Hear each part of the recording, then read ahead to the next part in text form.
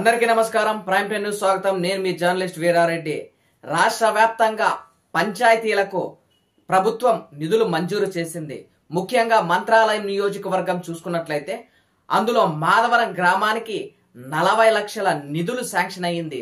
దీనికి ఎలా పునాది పడిందంటే రీసెంట్ గా ఎన్డీఏ ప్రభుత్వం అధికారంలోకి వచ్చిన తర్వాత డిప్యూటీ సీఎం పవన్ కళ్యాణ్ గారు పంచాయతీరాజ్ శాఖ మంత్రిగా వ్యవహరిస్తున్న తరుణంలో ఆయన ఆ శాఖకు ప్రత్యేక చొరవ తీసుకొని ప్రతి గ్రామం అభివృద్ధి చెందాలా, ప్రతి ఊరు కలకల్లాడుతూ ఉండాలా అనే ఒక నినాదంతోన పల్లె పండుగ అనే కార్యక్రమాన్ని నిర్వహించారు. దానికంటే ముందు గ్రామంలోన గ్రామ సభ ఏర్పాటు చేసి గ్రామంలోన ఎలాంటి పనులు కొరత ఉన్నాయి, ఎలాంటి పనులు అభివృద్ధి చేయాలి, ఎలాంటి సమస్యలు ఉన్నాయి అనే ఆ గ్రామ సభలోన తీర్మానం చేసిన తర్వాత ఈ మాధవరం గ్రామంలోన గ్రామ సభ ఏర్పాటైన తర్వాత అందులోన మనం ముఖ్యంగా గ్రామ సభ ఏర్పాటు చేసినప్పుడు 11 రోడ్ల గురించి ఏర్పాటు చేసాం. ముఖ్యంగా తాగునీటి సమస్య గురించి కూడా అక్కడ గ్రామ సభలో చెప్పడం జరిగింది. అదే విధంగా డ్రైనేజీ వ్యవస్థను కూడా ఏర్పాటు చేయాలని కోరుకున్నాం. కానీ ప్రస్తుతం మన మాధవర గ్రామానికి 40 లక్షల రూపాయలు డబ్బులు శాంక్షన్ అవ్వడం జరిగింది. ఈ 40 లక్షల రూపాయలకు గాను మన మాధవర గ్రామంలోన 4 రోడ్లు కేటాయించారని ప్రభుత్వ అధికారుల నుంచి మనకు అందుతున్న సమాచారం. మాధవరం గ్రామంలో ముఖ్యంగా మనం 11 రోడ్లు డ్యామేజ్ అయ్యాయి. సపోజ్ ఎగ్జాంపుల్ చూసుకున్నట్లయితే మంత్రాలయం రోడ్డులో ఉన్నటువంటి ఎంపీపీ స్కూల్ నుంచి రాజశేఖర్ రెడ్డి గారి ఇంటి వరకు ఒక రోడ్డు ఏర్పాటు చేయాలని, అలాగే గొర్రెలదొడ్డని, ఇలా పలు రకాల రోడ్ల గురించి మనం ఆ పంచాయతీ తీర్మానం పెట్టాం.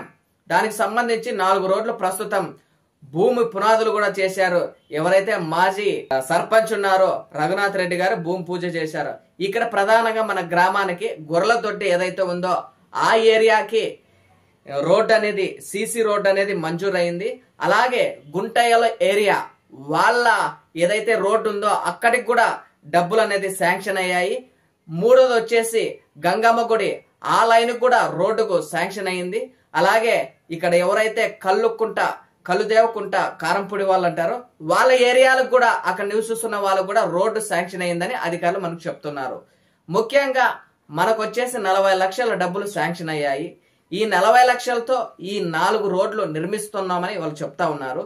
సరే, ముఖ్యంగా ఏది ఏమైనప్పటికీ ముందుగా మనకు కావాల్సింది మన గ్రామ అభివృద్ధి, మన గ్రామం డెవలప్ చెందాలని మనం కోరుకుంటాం. కాబట్టి ముఖ్యంగా ఈ 4 రోడ్లలో ఎంత ఖర్చు పెట్టారు, ఎక్కడ ఖర్చు పెట్టారు, ఎప్పుడు టెండర్ పిలిచారు, ఎవరికి ఈ టెండర్ ఫామ్ దక్కింది అన్న విషయాన్ని త్వరలో సమాచార హక్కు చట్టం ద్వారా అడిగాము. ఆ సమాచార హక్కు చట్టం ద్వారా మనకు ఇన్ఫర్మేషన్ వస్తే ఆ సమాచారాన్ని కూడా ప్రజలకు తెలియజేస్తాను.